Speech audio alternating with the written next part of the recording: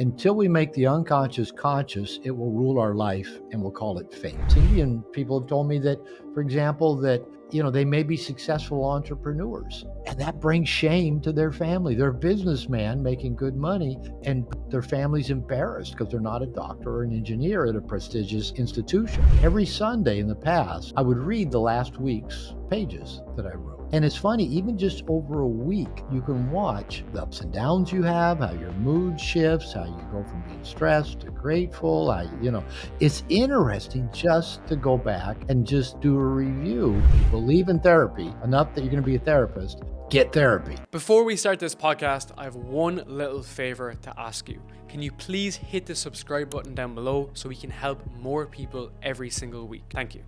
All right, let's kick off. Where I want to start is how much you think of like our early childhood experiences shape our entire lifespan all the way to the very end. Well, I think probably almost any psychologist, therapist you talk to will say is a big significant, it's a big factor. We come into this world naive, totally immature, totally dependent. Our pre-functioning prefrontal cortex, the reasoning part of our brain, doesn't even start coming online until we're, approaching 2 years old. In men, it doesn't finish developing till about 25 years old. That's why our car insurance goes down at 25. We quit doing so many stupid things because our reasoning brain is working better. But the part of our brain that's completely online at birth is down on the brain stem down here, the amygdala. It manages survival. It regulates heart rate, respiration, and it activates the fight, flight, freeze parasympathetic nervous system, that part that we need to survive if threatened. And so when we come into the world, that's fully 100% online, which means most of our experiences with the world in the first few days, weeks, months, years of our life are pretty much regulated through pretty primitive parts of our brain, including this amygdala down on the brainstem.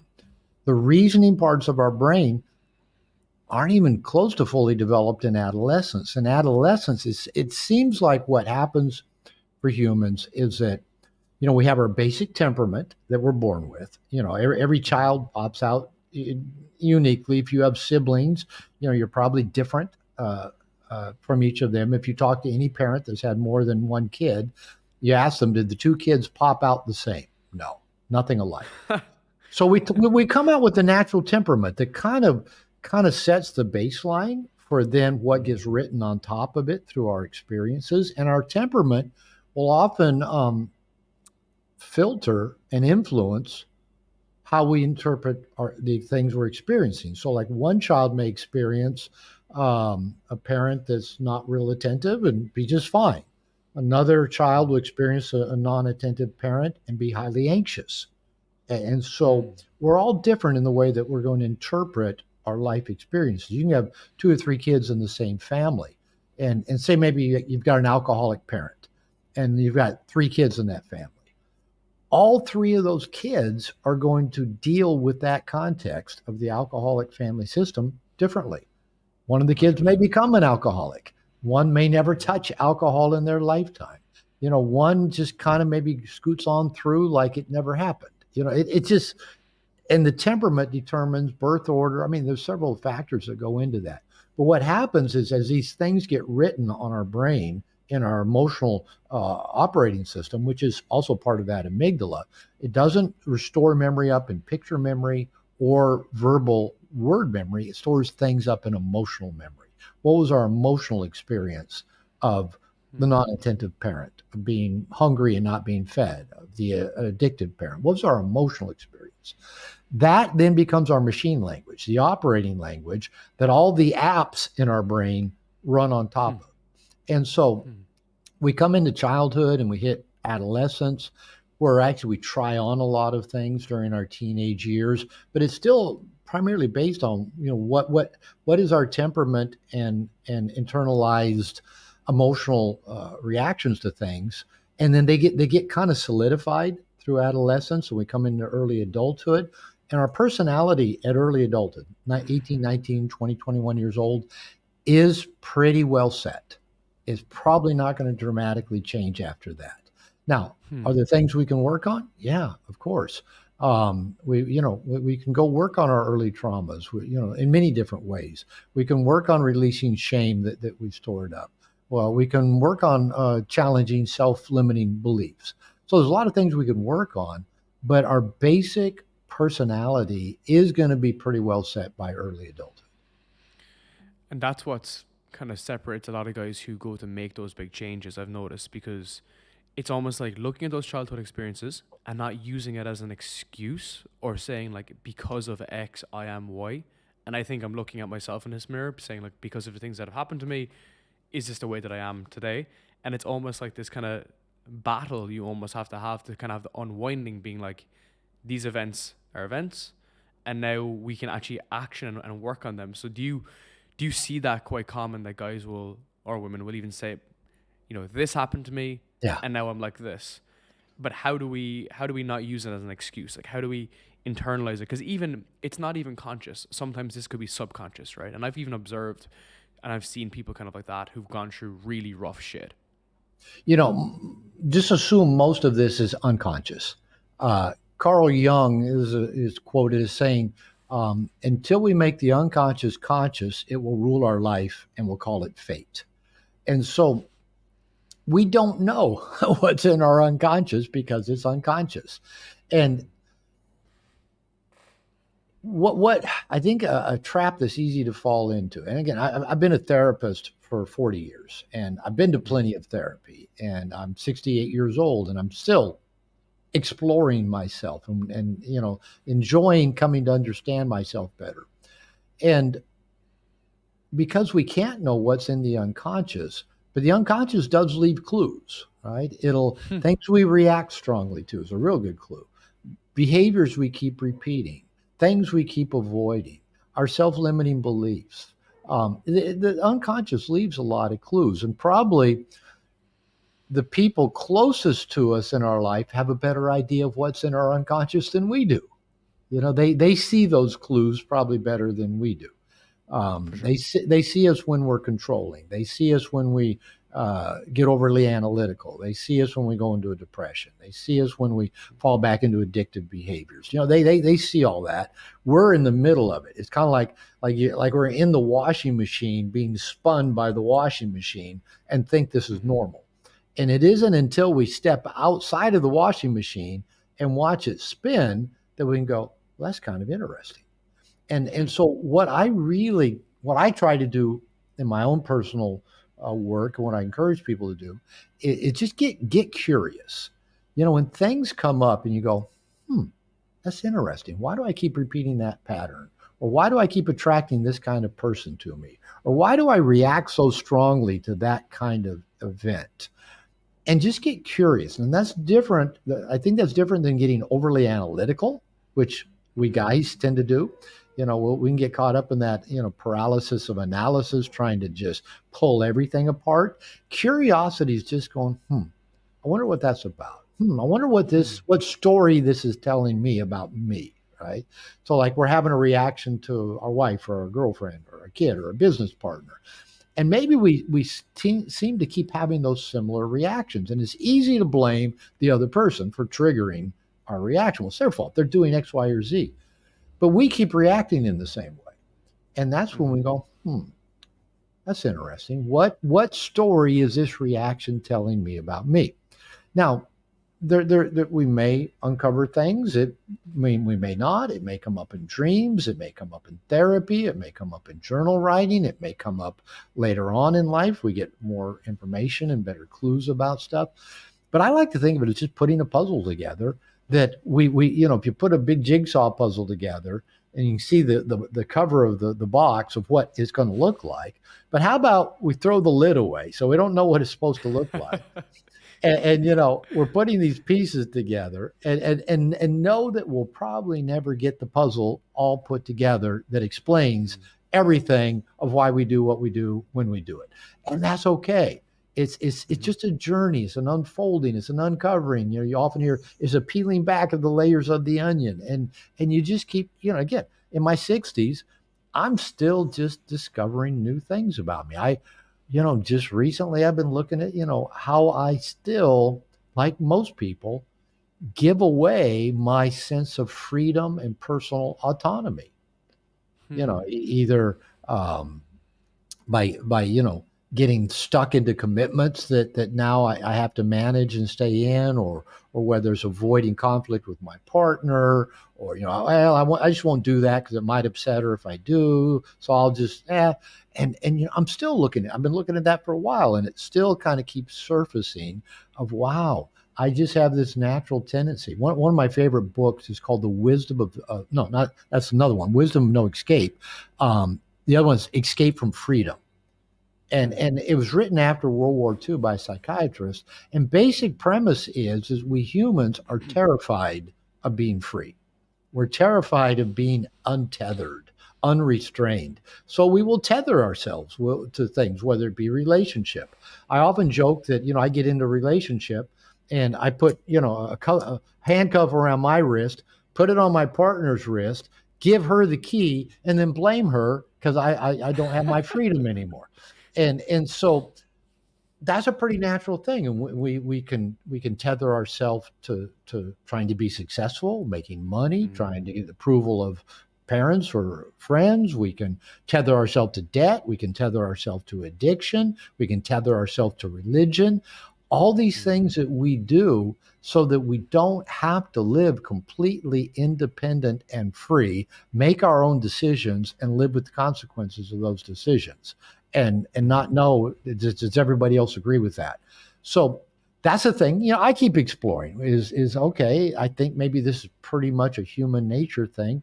I give away my freedom, and every time I do, I pay a price. There's a consequence, but there's also prices to be paid for pursuing freedom and independence and, 100%. and differentiation. So, to kind of go back to your question, to me, this is just fun stuff that we get to explore. And yeah, a lot of this will take 100%. us to maybe old trauma. Um, Yeah. and I tell people all the time, we can be victimized without being a victim. We can get hurt without wearing that as a badge, or carrying that as an identity. An example I'll give is that back when I was in private practice working, with men and women and just all kinds of different situations. Um, I worked with a lot of people that did have childhood trauma, maybe childhood physical abuse, childhood sexual abuse, and that usually lends to a lot of therapeutic work. And what I experienced was people tend to deal with that trauma in two different ways. Some deal with it is that this happened. It was painful. It was scary. And it happened, right? That's it. The others are, this happened. This was terrible. I'll never get over this. This is who I am. This is my identity now. And the kind of analogy I'll give is, maybe you were, 7 years old and you fell off the jungle gym in the schoolyard at school and you broke your arm, right? All right, that's going to hurt. And if it's dealt with, if you go to a doctor, if it's set, you wear a cast, and maybe you got to use knitting needles to scratch yourself, but your friends all sign the cast, and the arm heals, and you go on and you have a healthy life. Now you broke your arm, but it's not who you are. It's not your identity. It was painful. It was trauma. And if it was handled right, the likelihood is it'll heal and it will never bother you again. But what if you fell off the jungle gym, broke your arm, and that became your identity? Now that every story you tell to every therapist, to every new partner, to every dinner party, I fell off the jungle gym when I was 7. It was the most terrible experience of my life, and I'm forever wounded because I fell off and broke my arm. And that becomes an identity that, personally, as a therapist working with those kinds of people, I never found a way through.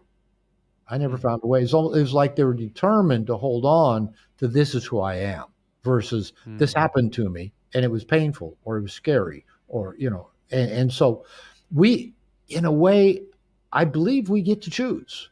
Do we get to handle these things like it happened and it sucked, and it maybe is one of the reasons I am where I am today, so I'm grateful for it, or this happened, it sucked, I'll never be whole. I'll never be the same. I mean, there's two different ways we can deal with it.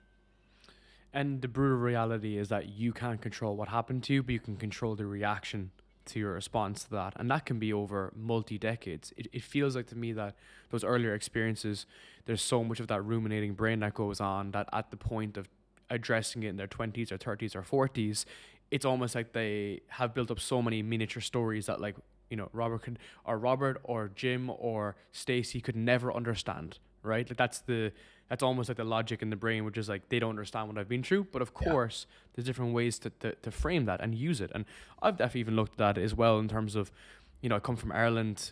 There's a deep history of alcoholism, abuse. It's very common, right? Right. But you have I've two heard it a different lot. people. It's crazy, dude. It's crazy. And there's two different ways you can look at it, right? Where people use it and almost self-soothe, like through like the trauma and so on and so forth, that they go through that process, or people use it to their advantage and go off and do other things. Like I haven't drank in over 2 years. When I moved to Asia, I was like, I think alcohol is kind of stupid to some degree. Of course, there's moderation and whatnot, but the excessiveness that I was obviously doing was too much, right? It's just too much. It's just too much overall. But you've made some amazing points over this, and it's we need to kind of dive into different elements. I kind of want to start going to the therapy, and we're just kind of bouncing ideas around, right? I know you mentioned a lot of people go through therapy. I've actually gone back to therapy. So I was in I this you'll find this quite interesting. So myself and my fiance been together like 5 years, almost 5 years, and I was super stressed. I was working in a tech job. I was like 24 years old. I was managing like 40 people, all this, the usual stuff, right? And I was like super irrational, just like abrasive and so on and so forth. And then she was like, "Look, if you go to therapy, it'll help you." And at the time, I was like, "Oh yeah, like I'm stressed." But the stress was obviously symptomatic. There was obviously a deeper level. But it helped. It was fantastic. And I will say it was great. And it was online and so on. And then 2 years later, a lot of those kind of earlier experiences of like PTSD have kind of started to come back up. And then I've gone back to therapy. And it's been super helpful for me because it's almost like getting a non-biased opinion is how I describe, Hmm. and sometimes like they're not going to tell you to ring this person or call that person, but it's a non-biased opinion. So it's been very helpful for me. Why do you think there's still a stigma around therapy for men? And what would be your logic around that in terms of how it could truly help people? Yeah. It's interesting as I listen to you because, I do a lot of interviews and a lot of podcasters that I respect that, I've listened to that I've been on their shows have mentioned lately of I'm back in therapy. And Mm. I'm a therapist. So, I like hearing that. I don't really identify the work I do nowadays as being a therapist. I do too many things to just limit myself Mm. to that, but I believe in therapy. I remember having a professor in graduate school. He said, if you believe in therapy enough that you're going to be a therapist, get therapy. And yeah, I think getting my own therapy years ago was probably went a long way to making me a better therapist than getting a PhD in therapy. Mm. Made me Theory so versus practice. because again, as we do our own work, it helps us better understand the work other people are doing around us. And in terms of a stigma, I don't know if the stigma is so much around therapy. I've seen a couple headlines recently of that kind of Generation X, for whatever reason, really seems to be open to therapy. That it's not stigmatizing for people, Mm. now in their late teens or into their 20s. It doesn't seem to have that stigma. What I think might be more stigmatizing is not so much saying, "Oh, I'm going to therapy," or "I've got a friend in therapy," or somebody I respect's in therapy. I think where we men really get hung up is around vulnerability and shame. On my men's program, I have a guest every month where I get to interview people. This Thursday, I'm interviewing Mark Manson, so I'm really excited about Awesome. That's amazing. that. Well done. And last month I interviewed a guy named Robert Augustus Masters, who wrote a book Hmm. called About a Man, and he's 10 years older than I am, so he's been doing this work for a long time. And he said that he thinks the most difficult emotion for men to deal with is shame, toxic shame, this sense that I'm lovable, unlovable, I'm defective, I'm not good enough, I'll be found out, and I can relate to that when I for a long time, not even just going to therapy. getting a coach of any kind, getting guitar lessons, getting golf lessons, getting a coach, I always felt some sense of I should already be good at this. You know why? Oh, if I make a mistake, that's not good. And that came from growing up in a fundamental religion, a critical father. A lot. It made me that way. My critical dad made me that way. Mm, It did play into it, of course.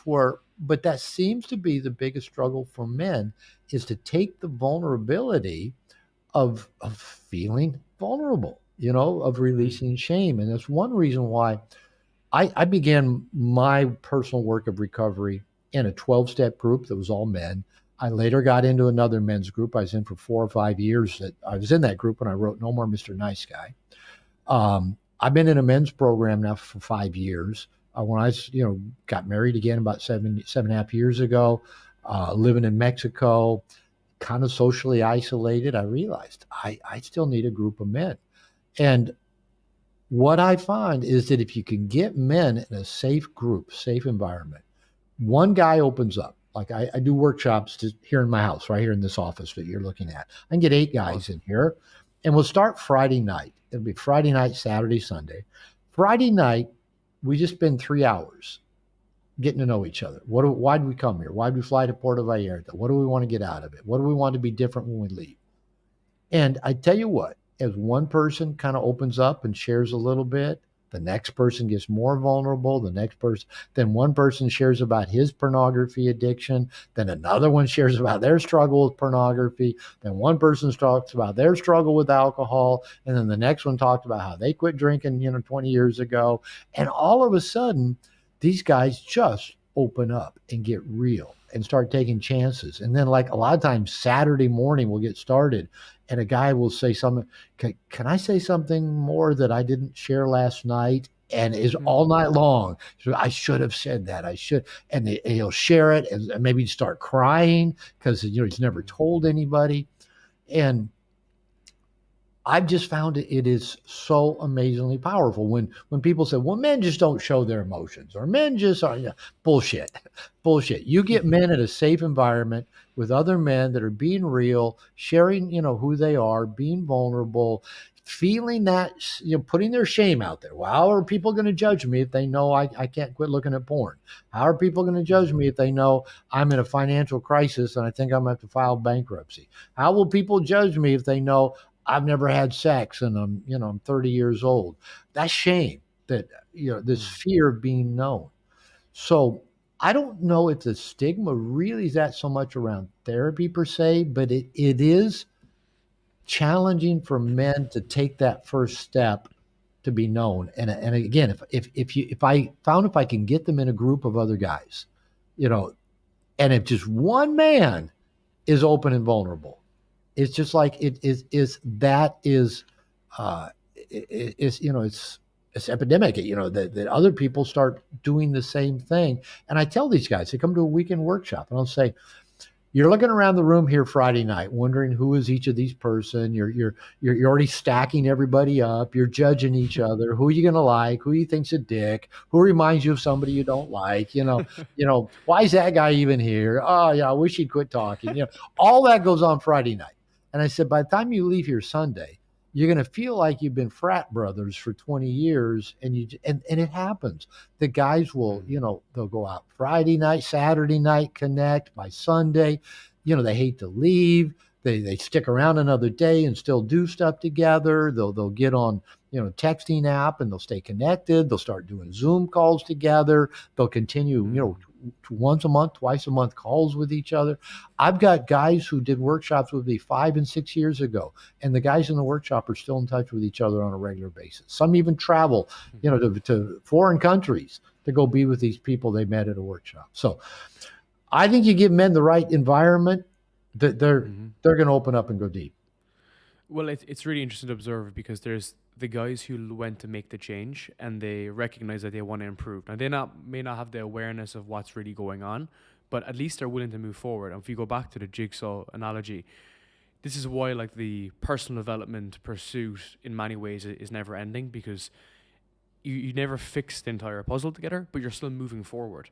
and that can be a blessing and a curse for some people. I think someone who's a bit more type A might be like, I want this to be complete, which is But kind by of the end of the boring. weekend, I want everything figured out. Yeah. Exactly, but then in the pursuit, you realize that it's not actually about the destination, right? Which is as cliche as it is. It's like when you go to the gym, right? You're into the gym. I was a bodybuilder. I still am training like 6 7 days a week. You don't you fall in love with the end goal. It's just like I really enjoy going to the gym. I enjoyed this workout, that workout, and so on and so forth. So it's almost like you forget about the end goal. But I think the only bit of like criticism that comes in from people, and this is definitely in like an Irish UK culture, is when that person isn't willing to identify the change. So they're like, I don't need therapy. Fuck that. I just go and have a few beers with the boys, or I can Yeah. go to the gym. Or like the red pill community is literally like, don't go to therapy, go to the gym. And like I've gone to the gym for 14 years, and I can tell you that I still need to go to therapy, right? So it's just an interesting observation, right? To see that it's just people who are willing to make the change move the most often in society, right? And I want to go into the shame element again and go a little bit deeper into the validation and the sense of approval. Um, I find that like a lot of high achievers, you know, why they've got to that point is almost that sense of they're looking for that validation and approval. Maybe it could be a mother, a father, and so on and so forth. Um, and sometimes that can be a bit of a problem because the pursuit that they're on is different than what, let's say, their parents thought that they were going to be. Let's say their parents want them to be a doctor, and they ended up being like an entrepreneur making semiconductor chips in like Japan, right?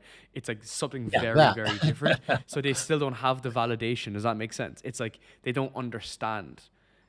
And as a result, there's that kind of gap. How do you think about that? Because I've seen a lot of entrepreneurs just keep pushing and pushing and come on the show, and there's not really an end goal in sight sometimes. Do you want to launch a podcast for your business, but you don't know where to start? Remove the stress, pressure, and all the overwhelm that comes with it by working with Podcast University. If you're an ambitious individual who wants to build your influence online, grow your own podcast, and also stand out from the crowd, Podcast University is for you. We help you with the strategy, equipment, the content, your guests, everything you need to create a top-tier podcast. If you want to learn more, check out Podcast University and start your podcast journey today. You know, I can speak to this kind of coming at it from some different directions. One may be, in the part of the world you're in, you may see this. You know, I work with a lot of men from all over the world. And it's interesting when I see people in Asian culture and especially India, Pakistan, and China, is No that, but point it's, two. it's thing, and here's the parents, especially in a certain caste, let's say Indian men. Their parents, you're going to get straight A's. You're going to go to Stanford, Harvard, MIT. You're going to be a doctor. You're going to be an engineer, and you're going to, give us bragging rights, to your cousin, to all the people we know. Oh, Ash, Raj, he went to Stanford, or he works for Google. He's vice president at Google, whatever. And because it's India, you got to be a doctor and engineer because the British built all their universities around doctors and engineering, medicine and engineering. And I've worked with enough Indian men that say, and then so we got to do that to keep them happy. And then they expect to retire and that we'll take care of them. And I've asked enough Indian men, about what age do your parents expect to retire and you take care of them? About 45. I go, what the fuck? And but that is so ingrained in the culture, especially the Indian and Pakistani men that come to the US or the UK or Europe, and they see a different culture that doesn't have what's called that fusion, where you have to follow the rules of the family because that's what you were told to do since you were little, and your whole culture, so, that can be difficult to break out of that. So I had one client, a young client, years ago, Pakistani heritage, living in the U.S., and his dad, he had to go to medical school, and the young guy was in college, but he wasn't actually going to any classes because he wanted to be a musician, and he was pretty talented musically, and it took about 3 years of working with this young guy before he ever got around to telling his father, "Dad, I'm not really even going to college," and he was Crazy. literally afraid his father would kill him, literally kill him if he wasn't, going to college to pre-med to go to med school. I have enough Indian people have told me that, for example, that, they may be successful entrepreneurs, and that brings shame to their family. They're a businessman making good money, but their family's embarrassed because they're not a doctor or an engineer at a prestigious institution. My Mm. my my COO for my company, Integration Nation, is in Pune, India, and he has an MBA. And I remember asking, I said, Sid, I said, were you an embarrassment to your parents when you got an MBA? And he said, no, my dad has a PhD in economics. And I go, oh, so he was an embarrassment to his father, and his and my colleague's mother has a PhD in English. So they'd already broken all those molds, but Mm. those can be hard to break. So we can have cultural, familial influence that if you don't do this, you're an embarrassment to the family. Maybe where you come from, if you're not an alcoholic, you're an embarrassment to the family. What? You're too good for us to drink? So Quite literally. there Quite can be literally, that yeah. stuff. Now, but here's another way of coming at this that I see. Up until, I don't know, 6 8 months ago, I rarely watched very many podcasts. I don't know. I don't watch TV, and I don't surf the internet all that much. I mean, I'm connected. I know what's going on in the world. Um, but I just didn't watch. And guys, have you ever watched this podcast? Now, and then once I kind of started getting on some podcasts that were people would say, "Oh yeah, you're going to be on, Chris Williamson." I go, "Who's he?" And I go, "Oh, okay." So I started watching more and more of these kind of podcasts for kind of your audience, young entrepreneurs, gym bros, body hacks, Mm. longevity, fitness. Peter Attia, Chris Williamson. Uh, um, Stephen Bartlett, got all these guys that just really good at what they do, really good programs. And I'll watch when they interview a lot of these kind of well-known names in the world of success, marketing, Mm. click funnel building, 10xing your business. And I'll listen to these people that so many guys like your age just have on a pedestal because Mm. they've built and launched three different billion-dollar companies by the time they're 28 or whatever. They're bringing in $100,000 a week with their click funnels. And I get that gives them a lot of cred, but I'll listen to these guys. I won't name names, but I'll listen to them and I go, I don't fucking want their life. I don't want Mhm. their life because this isn't that these guys, and I even heard one of them explain it, and who's highly successful and highly respected. And I've got no criticism other than I wouldn't want to be him. It's that not only are you pursuing a goal, something you want to accomplish, you're also running from this thing that scares you to fucking death. That you don't want it to catch up with you and devour you. That is insecurity. That is fear. That's shame. That's being fear of being found out. That's fear of not being good enough, not having approval. So I'm I'm not a big fan of goal setting. I think they can be good short term starters to kind of get you going in a direction. Mm. I think people tend to have greater success with more of an inside out. I desire this, so I'm going to surround myself with people that will help me get there. Mm. When I wanted to learn to meditate consistently, about 8 months ago, I hired a meditation coach, and I got 100 consecutive days of meditation, and I'd never done it before. Was it my goal to go 100 days? No, but I just wanted to learn. I wanted to get regular with it. And about Mm. 3 4 months ago in one of my workshops here, I said, I'd kind of done a fitness challenge, an 8 week fitness challenge, and I saw some good results, and I thought I need to carry on. And so I mentioned in one of my workshops, I need to get a nutrition coach. Two guys raised their hand. I've got one. It's two different people. I connected with one that has a master's in gerontology. So they primarily work with like old guys with me that like me who still want to accomplish and still want to, and so what I found is if I have a goal that I'm going to do X, Y, or Z, I'll also often find myself sabotaging myself.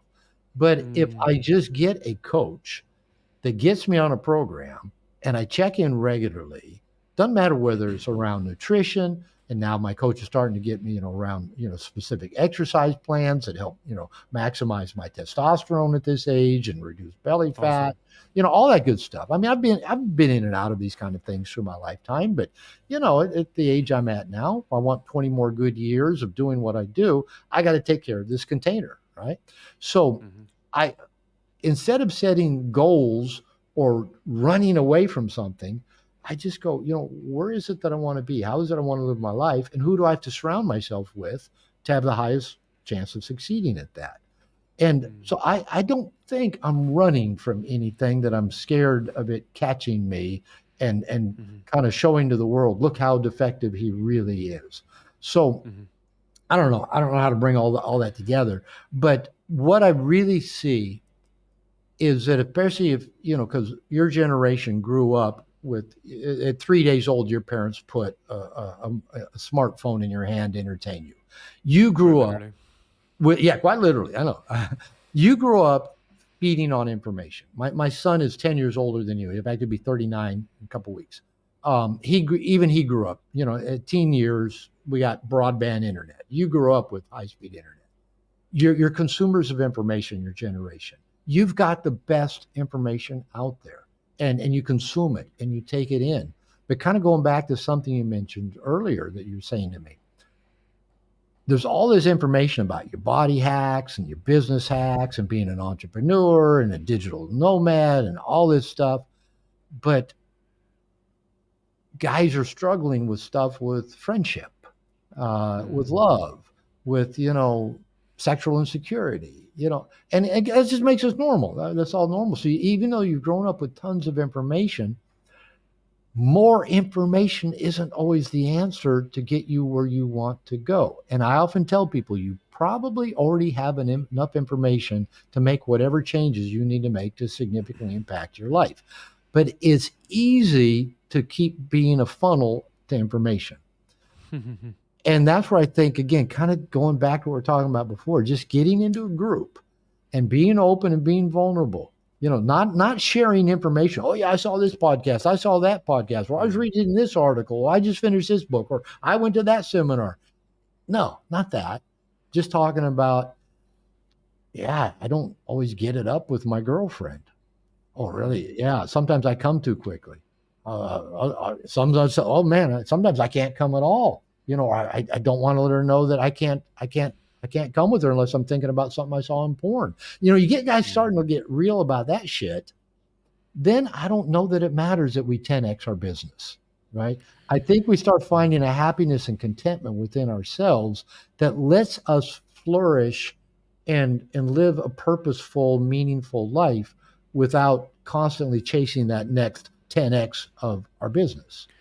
And there's so much different ways to see like how that's kind of happened. Like what I like to say is like we already have all the answers inside of us. It's just about being able to sit down and actually like understand where that's coming from, where the signals are coming from.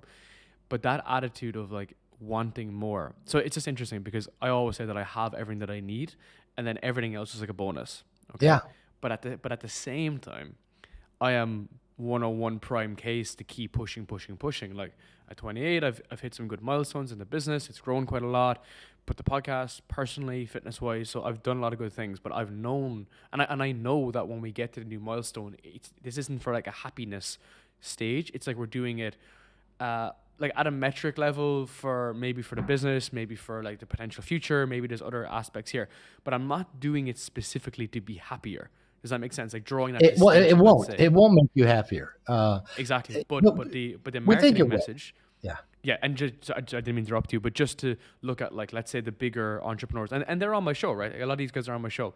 One, this is really interesting. This is so interesting to have your perspective on this because, one narrative of marketing, and I'm a internet marketer at the end of the day, right? I am too. If people You ask got me what I do for a living, I sell shit on the internet. hundred That's percent, what I right? do. But part of that is creating an enemy and then having that as the outside enemy, throwing stones at it, and then putting everyone who's not in your funnel inside that enemy box until they come into your funnel. Which is why you can see the big entrepreneurs saying like, oh, like you need to 10x this business, and you need to have a bigger boat, a better Rolex, and so on and so forth. It's the opportunity cost and the fear of missing out of not being inside that Yeah. segment. Whereas like for a lot of people, even if they're further on their career, they might just think that like if you get more out of it, if you get a little bit more out, that's where you're going to be better. And I saw a great Hormozy post on this recently, which was like he said he spoke to a billionaire, and the billionaire looked at him and was like, Alex, if I just had more money, I'd be happy. because he's surrounded by billionaires who have 10x more money than him. Yeah. And the irony was just that it's like, and we know this, but it's like we don't know the repercussions at a lower level of the friendships and relationships and really what's being built. I think that's what you really allude to very well. We know that more money doesn't make you happy, but we don't know what is actually the sacrifice and the issue that happens as a result underneath the surface. Are you an entrepreneur who wants to build your influence and authority online? You may have tried some of the hacks and tricks, but none of it has worked. And it makes sense. 90% of podcasts don't make it to episode 3. Of the 10% that are left, 90% of them don't make it to episode 20. That's where Voex comes in. Voex creates, manages, and grows your podcast for you on your behalf. If you've not been getting leads, not been growing consistently, you haven't found your tribe, and you don't know what to do, Voex is the answer. Don't just take our word for it. In the past couple of years, we've managed over 35 podcasts. We've also been able to generate over 55 million views with 500 episodes produced. And not only that, generating over $1 million for our clients in products, services, and sponsorships. So if you want to learn more about how you can build a great podcast and have it fully managed for you, schedule a call with me at Voex and we will help you achieve your podcast goals. Well, I think it's human nature to think, if I'm not happy now, the answer must be getting something I don't have or eliminating something that I have. Good point. And I think that's human nature. So, there's no judgment in that at all because we all kind of seem to do it. And I like to tell this little story about because the Buddha taught that attachment was the cause of all suffering. So basically, longing and desire is suffering. And but we live in a world like, no, you do desire that nicer watch, that nicer car, that nicer vehicle, that bigger click funnel. Yeah, and it's all about desire. Well, I didn't make this up. Buddha didn't make it up. We will suffer. The attachment to as an emotionalized attachment to any specific outcome will lead to suffering. And the getting of things is not going to relieve our suffering. So the story I tell is that when I bought this house down here in Puerto Vallarta, we started, is an older home. It hadn't been well taken care of for a while. So, we just have been redoing stuff as we go. And it was, early on, we kind of cleaned out the front yard, just right behind those windows there. And, we were just, getting new plants and pots and we went to one of those statuary places, a concrete place like with bird baths or tigers or, stuff like that. And there was these concrete statues of Buddha, the kind of sitting, lapping Buddha with the big belly. And I thought, I want one of those in my front garden. And, they're concrete, they're heavy, and we're on a budget trying to decide where we're going to spend our money. So I remember for, a couple months thinking, I really want one of those Buddha statues. And I'm not even Buddhist. And I even told my wife, I said, I don't know how I'm going to explain this one to my mother, who's fundamental Christian. and she said, oh, you can blame it on me. I go, yeah, she's going to believe that my Catholic wife wanted a Buddha in the front yard. But yeah, so we went back to that statuary place and they go, oh, we can deliver it, no big. And I go, okay, I want the Buddha. So, we'll deliver it in like 2 days. So 2 days later, I'm so excited. I already knew where I was going to put that statue. So they bring it. I said, right there. They put it there. So now it's in my garden. It's in my front yard. I stand back and I look at that Buddha statue that I've been thinking about for, a couple of months. And I look at it and I go, I'm not any happier than I was before I got it. And I thought it took the Buddha to teach me that getting the Buddha statue wasn't going to make. Now, still though, that's been a few years ago. And today, I kind of came through the front gate and looked over and there's Buddha sitting there, just still as always. And I thought, I'm glad I've got that Buddha statue. So it didn't bring me happiness. Now, am I glad I have it? Yeah, I am glad I have it. And so it's okay to be glad you have the things you have in your life. You see a shirt you like. Yeah, I like that new shirt. Or, the car you like. If you like the car, enjoy the car. Just know that you can enjoy the car, but it ain't going to be the source of your happiness. I enjoy my vehicles. I've got a 17-year-old Mercedes ML63 AMG parked at my mother's house up in Seattle. It's a fast, beautifully built cars, over $100,000 new. I got it for 14,000 3 years ago, and it's only got 108,000 miles on it, and it'll last longer than me. I love getting in that car and driving it, and so I'm glad I have it. But it's not my identity, and I don't depend on Mm, it for my happiness. So mm, love, happiness, contentment, joy, these are all internal pieces. We don't find them outside of ourselves. We find them inside ourselves. So you can be at peace and joyful and content and happy and build an amazingly big business, because you know that the business is not going to give you the joy, the happiness. But if you're joy and happy and content, you can build a big business, or you can go backpack around Europe, or you can, mm. go write a book. And and I think once we've found that contentment and joy and happiness inside, the doors are open to do anything. And I'm also a big fan. If you're going to do it well. Do it well. Yeah. I love doing things masterfully. I'm building a company now, in my 60s, that I'm swimming in way deeper water than I've ever been in terms of running a company. And it stresses me, but I'm having a blast. I'm so glad. Some days I wake up and I go, "What the hell was I thinking?" But Mm, for the most part, I'm really, really enjoying it, and I see the difference it makes in the world, and I like knowing that. And so, yeah. you know, this stuff we got to find it on the inside. Getting it on the outside isn't the answer. And I think for you, it's more like again, it's a pursuit, right? And you're a builder, you're a maker. That's why I love for creating shit. books, Yeah. like where I want to be in my 60s is exactly where you are now. Like healthy, fit, building stuff, making shit, breaking stuff, putting things together, looking at looking at the Buddha How and looking much to fun? adjust things, right? Yeah. How Because like much fun? what's the alternative, right? As in like the alternative is like you just sit there and accept it. But I think there's a line that I need to draw, like looking at myself, which is like not looking to over optimize everything. And I think this is actually interesting. Like I think it's part of we can kind of tie this into another area, but it's like for me, what I kind of struggle with is I don't want to do things half-assed, as you point out, and therefore, as a result, if I'm not doing it fully, then I may as well not be doing it. I'll give you another example. So, bodybuilder moved into endurance running, and it was funny. The That's marathon that's usually an odd combination, by the way. 100%. But what's even funnier is, people say it's a marathon, not a sprint. That's actually not true. The second you go down the marathon funnel, you realize that the marathon is a sprint and it is a race and it's about Yeah. your time and it's about your heart rate. So again, similar to you, I got coaches, all this kind of stuff. I was up to my eyeballs in coaches. Physiotherapists are in the house every single day, and then I got dengue. However, what I'm just trying to say is I almost sapped the love out of it for myself, but I also enjoy the level of detail that's in it though. And this is where it's really weird for me because it's like I liked that I was working my times down, but it was really tough and it was really strenuous and I had to get physiotherapy like twice a day. But at the same time, do I lose the love for it? And my future wife, who's type B personality, and we can kind of bend into relationships this way too, she's type B and she's much more like, can you not just enjoy going for a run? And I'm like, I actually can if I'm looking to do it really well. Yeah. It's interesting, right?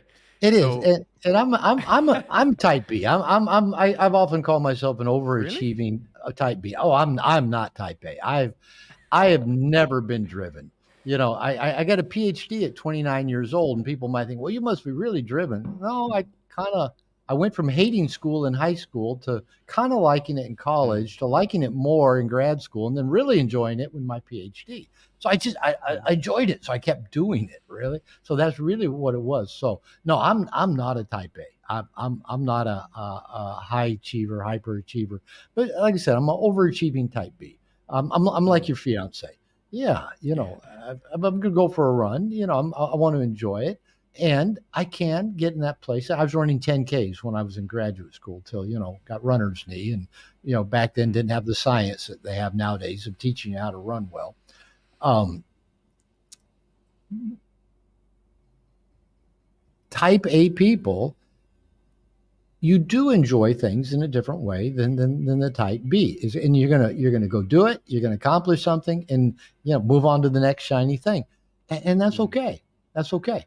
Um, And believe me, I'm never going to criticize anybody that if they decide to do something, to decide to do it well. So yeah, have fun with it. Now, recognize though things like dengue fever, because you and I were talking. My wife's had it as well. Um, some of these things are a gift that come along. I almost died about 7 years ago. I had nobody can figure this out, but I had a tumor blocking my small intestine. And I went to doctors here in Mexico, doctors up in the United States. I got undiagnosed, misdiagnosed ulcers, spastic colon, impacted colon, this, that. I went to acupuncture, for 3 months. I lost over 30 pounds. I was in misery all the time. I could hardly eat, couldn't shit. In fact, after the surgery, my doctor said, I don't know how he was eating or shitting. And this is all in Spanish. And my wife said, he wasn't, because I wasn't. I was living off my wife's chicken soup and Ensure. That's all I could get down. And I knew it was killing me. I really knew it was. I didn't know what was killing me. A doctor in the States said it might just be, some Mexican bug that I had to outlive. Well, I wasn't going to outlive it. Now, luckily, Hmm. found the right doctor here in Puerto Vallarta. He ran the right test. He found the problem. He said, you have a tumor. We need to take it out. It could kill you. Said, give me 48 hours. Let me go hide the porn. So that was a joke. Let me at least get everything, in order where everybody knows what my accounts are. And my brother-in-law says, can I have the Krispy Kreme gift card that I gave you last month? I go, yeah, it's yours if I die. So got the surgery, and like you were saying, I'm playing on house money now, right? Everything's gravy from here. I should have died 7 years ago. So I love living life. Know that I'm in overtime. And everything I do already exceeds what I was put here to do, and it exceeds any expectations. So I like living like that. So yeah, I like what you're doing. Okay, if you're going to go to the gym, hey, let's do it. Like I'm I'm I'm bringing my A game. If you're going to run, Hmm. why not run well? Again, it's kind of an odd combination for a bodybuilder to start running marathons, but why not? Why not? Hmm. I think that's it's leaning into your zone of genius. That's a crazy story that you were that you had that event, right? And it's good. It's great to see you're in good health, and you look to be in great health now for your age as well, which is amazing. And I'm I'd love to grateful for that ask. event. Just like my point was, be grateful for Go the ahead. dengue fever, because sometimes the dengue fever says, "All right, my body says slow down," and we Yeah, have to it's the lessons listen it to teaches that. you. We have to Yeah, listen. and I didn't learn my lesson right afterwards as well. I my immune system dropped. Even my voice is a little bit screwed now. Was like releasing a new program that we're doing right now, and just there's a lot of these signals, and I need to start listening more to them. And even before this walk, like 6 a.m., I was going for a walk, and I was like, you need to be able to almost like relax and enjoy the process, right? Even like Yeah, even our conversation today. So I think, even I messaged you before and being like my mic broke, yeah. and just like fixing that at 7 o'clock in the morning. It just I don't know. Sometimes and this is like such an internal discussion is like I can overlook the lesson by just focusing on the problem or the process. And as a result, I missed the lesson, and then I'm Welcome to the club. 28, and Welcome to the you know what I mean. club. And then I missed the, and I think what the beauty, I guess, the unique position that I've been in is that I've recorded 230 podcasts. It's been my entire journey from being like a kid to where I am now, so I can kind of pinpoint where I've been mentally at all points, but I haven't stopped to write it down, but I know I can go in and register where I've been. So it's been a big thing for me to be able to document, which I kind of advise people to document a lot of their journeys, especially their entrepreneurial journey, because it's a I always say that entrepreneurship is a journey of self discovery disguised in the path for profitability. That's what That's it is, right? that's a good way to look at it. It's in the brain. One thing I'd recommend. I started doing this really in recent years. I haven't done this all my life, but there's a book called The Artist's Way, and in there and it's pretty well known book, and she talks about doing morning pages. Tim Ferriss does them. I've heard him reference that, where she just says write 3 pages every morning. Doesn't matter what you write. You're not trying to figure anything out. You just write 3 pages religiously every morning. And I was already doing journaling with no real goal to it before I came across this course, the program. A friend of mine was teaching the course and had me as a guest speaker. And I thought, well, I better read the book if I'm going to come on this course and be a guest speaker. And I thought, well, Was I'm that already Matthew Dix by journaling. any chance? It was not. It was not. I don't Oh, recognize that name. because So, you should check Storyworthy because they recommend the same thing. He calls it slash and burn. Three pages of slashing your notes, getting your brain thinking for storytelling. well, and you can do so many things with it, but there's no goal. See, she's really stresses there's no goal to that. Yeah, we get into, okay, if I'm going to write 3 pages, it's got to be about this, right? There's no goal. And I tell you what, sometimes it's just stream of consciousness when I write. Sometimes it's about what I'm feeling. Sometimes about what I'm grateful for. Sometimes it's what I'm pissed off at my wife about. It could be, anything. And when I sit down to write, I don't know what I'm about to write, but I know I'm going to write 3 pages. And so even just doing, when you mentioned having your series of podcasts to document where you've been, one of the things, and I don't do this every week, but I should. I'm going to put a should on myself because when I've done it, it's meaningful. Every Sunday in the past, I would read the last week's pages that I wrote. Hmm. And it's funny, even just over a week, you can watch how the ups and downs you have, how your mood shifts, how you go from being stressed to grateful. It's Hmm. interesting just to go back and just do a review. Just, it gives you a good perspective because I wonder, like, why do I wake up some mornings feeling overwhelmed? Why do I wake up some mornings excited? Why do I wake up some mornings sad? Why do I wake up some Hmm. mornings just lethargic? And I don't know. I think maybe that's just part of being human. I think maybe we just wake up in different. If we woke up every day, it'd be like Groundhog Day. It would be the same. Hmm. But writing those 3 morning pages can let me watch. I can wake up in different states, and it's okay. And if I read that at the end of the week, it reminds me when I wake up Monday in this state, that's okay. And maybe Tuesday's a different state. Well, that's okay. Because Hmm. the next day might be a whole different state. That's okay. I've been there. That's life. So I really recommend, especially for high achievers, do those 3 morning because it's coming out of the artist way. She works with creatives, actors. She was an actor herself. So, writers. So it's a powerful tool to maybe get you out of that analytical, A Hmm. equals B, I call it first order change. You do A, B is going to happen. Second order change is you do something radically different and you don't know what's going to happen. That's when life Hmm. really gets interesting. So I'd really recommend the morning pages to your people listening, your listeners. It's just a way of just kind of getting to know yourself and just kind of Yeah. track your life, tracking your inner states Hmm. Yeah, I'm definitely going to try that. I'm definitely going to follow that through with no because with no goal. with no goal, right? I think that's the you need to have the detachment from the activity.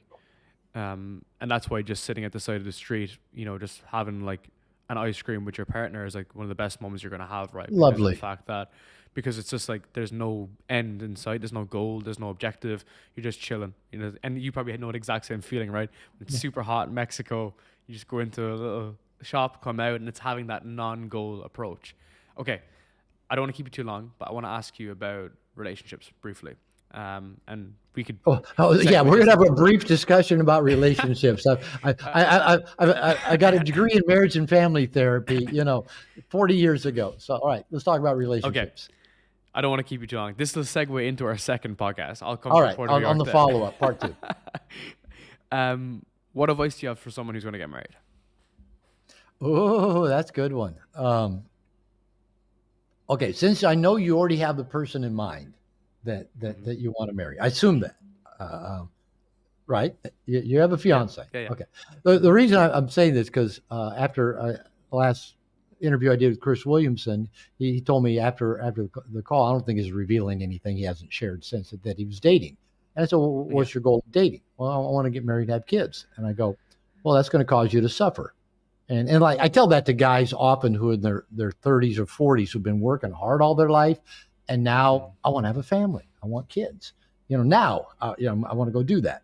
And I go, you're going to suffer. And they'll say, well, because having a wife's going to make me suffer. I said, well, yeah, it will, but that's not my point. And they said, well, having kids is going to make me suffer. And I go, yeah, they will too, but that's not my point. My point is that if you date with that specific agenda, I got to find the mother of my future kids. I got to find the, white woman to be my wife. A lot of weird things can happen, but two weird things is one is you start trying to force people into that certain, path. All right, is she my future wife? Is she going to 100%. be the good mother of my kids? So you force that path and for people that may not be well suited for that, but you're trying to make it happen.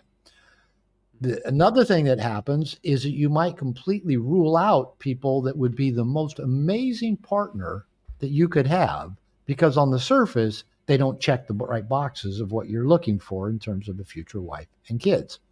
And then the other thing that really makes dating weird is that from the second you begin having an interaction with the woman, you're already asking, is she going to be, my wife someday? Instead of just going, Pre-checks. is she a cool chick?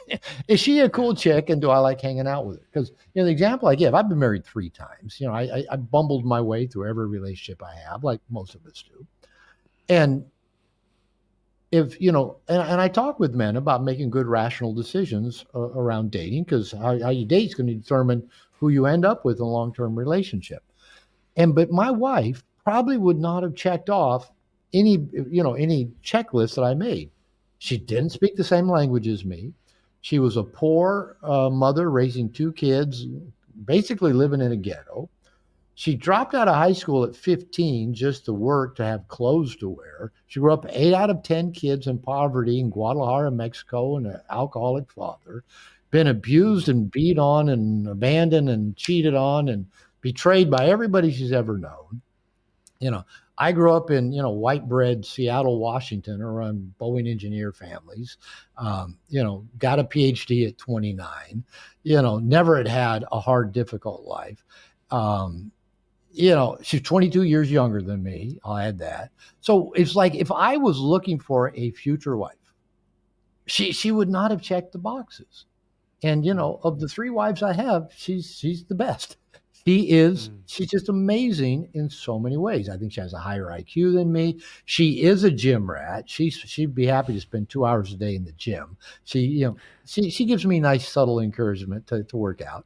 Um, she's funny, she's smart, she can get anything done, and she's amazing. She's amazing. But if I was looking for a wife, would I picked her? No, never. So And that's a whole other thing. You've already picked the okay. woman. Okay, so But I think one thing I want to add, if you don't mind, just to add into that, is that because I'm at this age of like 28, I'm kind of young, but my mates will be in their early 30s. That's a really big specified thing. Is I want to have kids. Okay, it's like I don't want to have a great wife. It's like I need to have an heir to the throne, a legacy. I need to have kids. So people are trying to fit a square peg through a circle hole, and literally the feedback I get from people is that they're almost not thinking about the partner, like at all. Whereas the yeah, beauty of where the position I was in was that, I was my partner's 4 or 5 years younger than me. I was like young in my early 20s. We've been together like 4 or 5 years. We've just evolved together. She's American, I'm Irish. We just kind of evolved together. We both have a similar outlook, and then it made a lot of sense to be married. So it's like we were not at that tumultuous stage where people are like, I need yeah, to get married, and we need to right. find a woman who's not too old to get married too, right? As in, like this Oh is the yeah, shit because that there's I the hear, other right? side of the coin that all these career women that Hundred gone made their percent, career. I was talking to a guy today hundred in percent. Ireland, a friend and client of mine. He lives in Ireland and he's a orthodontist there, and he was dating a younger woman that worked in the tech industry, and he was saying the tech company they work for pays for them to freeze their eggs because What the they fuck? so yeah, they've worked hard because and they get to that place in their early 30s that now they're being successful and the tech company wants to keep them around. They have an investment in them. Oh, freeze your eggs, no worry, put up. But yeah, the other side of this whole story, but I know we're mainly talking to men probably on your podcast, is these women, they hit 38. 38 seems to be the magic number. Their career's been their number one thing. Maybe they've had a relationship or two or three. Maybe they've gone without for a while, but career's been their gig. All of a sudden, their clock's ticking. Now they've got to find the man that is ready to have a family because they're ready to have kids, And, maybe they've frozen their eggs. I didn't realize that was such a big deal, but apparently it is. Yeah. And he was even telling me he was hanging out a few weeks ago. He actually recently broke up with this young woman. She was younger than him as well. And he was hanging out with her and three of her friends that all worked at the same well-known tech company. And this is in Ireland. And the women, he said, pretty much all agreed that, they're all now in their, mid to late 30s. They're wanting to, get married, have a family. And every one of them said whatever man they got had to already own his own home and make at least twice as much as what they're making. Now, these are women probably making decent money working for a tech company. But their standard was he's got to be at this. Now, I'm thinking, looking at, how most men are doing nowadays, good luck. Good luck finding that dude that wants to take you on at pushing 40, and you're wanting to have kids. Maybe he's not, right? So it's messy out there nowadays, relationship-wise. Okay, so you're wanting advice for you moving forward, marrying the woman. What's your advice? You're 60. You've been married twice. What can you tell me married that three can help me? times. Married three times. Three Let's times. get it right. Three times, Yeah. three times. So the thing I've found that I think is the best predictor of success in a long-term relationship. Now, again, if you've listened to many of my interviews, one thing I'll say is that pair bonded, long-term, sexually monogamous relationships with a member of the opposite sex is not in our human DNA. We're not wired for it. It's a challenge.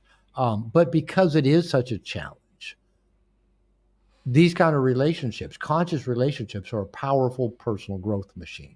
They'll grow you, especially if you don't have this attachment. We've got to be together forever. Statistically, you won't be, right? Dr. David Snarch wrote a book called Passionate Marriage. I highly recommend it, by the way. And there's a line in there where he says, in every relationship, somebody's going to get left. If you think about it, that's absolutely true, right? Unless you and she die together, but you're going to lose your parents, you're going to lose your friends, they're going to lose you. Somebody's going to get left in every relationship. So the statistics are 100%. You guys won't be together for the entirety of both of your lifetime. One of you will leave before the other does. Now, just statistically from how relationships in general do, the odds are that this relationship will not last your lifetime. Okay? That's just statistics. Could you be the exception? Yeah.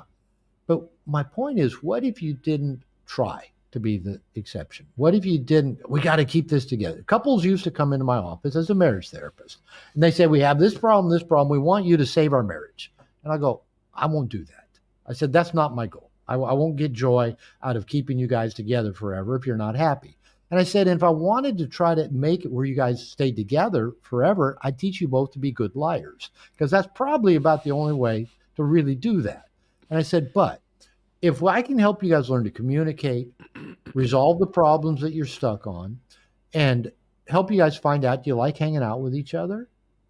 Great, keep hanging out with each other. If you don't like hanging out with each other, you probably should get away from each other. So I don't get attached to how we're going to make this thing last forever. And so I discourage those kind of attachments. Now, going back to what I found to be the number one predictor of people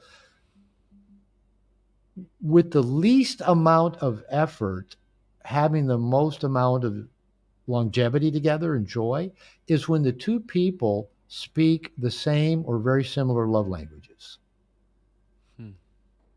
And that took me a long time to figure that one out. Probably where I really figured it out is why do I really connect and get along well with certain people and other people that I liked and loved and I wanted, but we didn't make it work.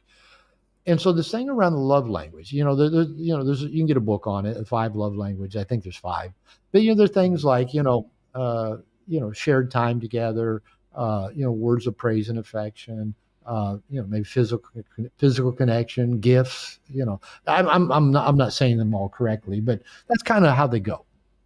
So let's say, for example, your way of showing love is to make everything in your fiance's world great.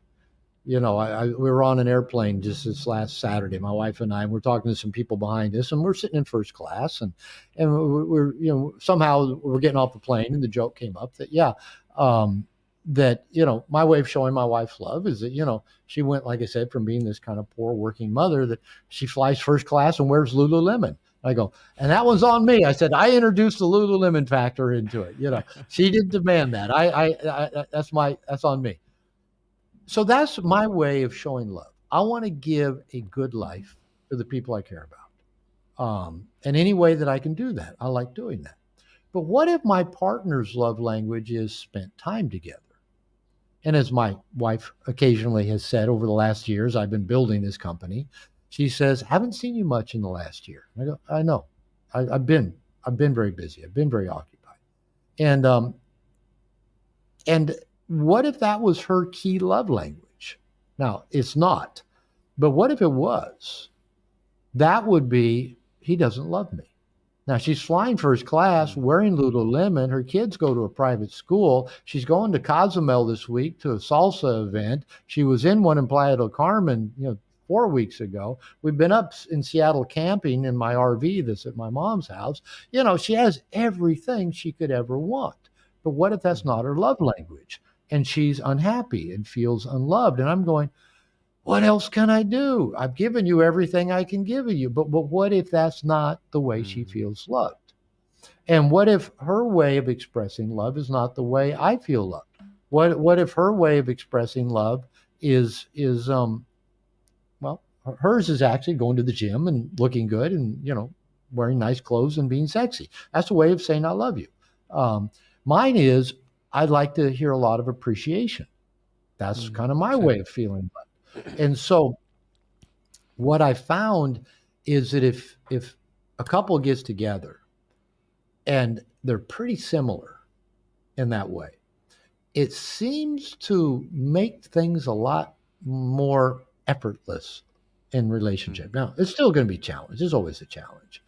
But I tell you what, you could love someone to death, but if you don't express love in a way that they feel loved, they're going to feel sad and unhappy and unloved and critical and wondering why you don't love them in the way they want to be loved.